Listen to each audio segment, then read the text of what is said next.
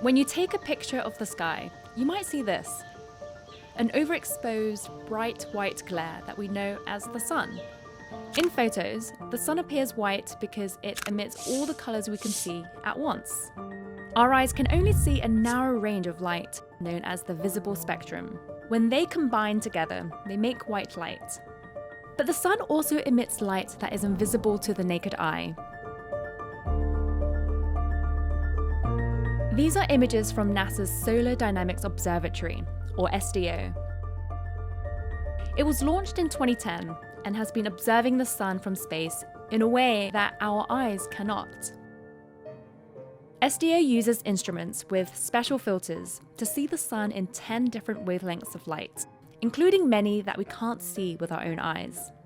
For us to see them, scientists convert SDO's data to colours we can see. The different colours correspond to different temperatures and regions on the sun.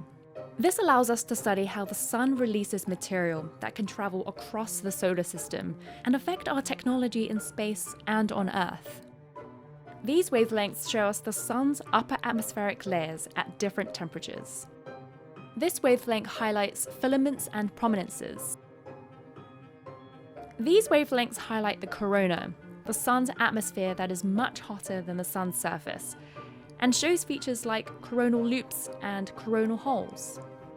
The wavelengths here reveal the sun's active regions, which have intense magnetic activity that sometimes give rise to eruptions. These wavelengths can see the hottest material in a solar flare.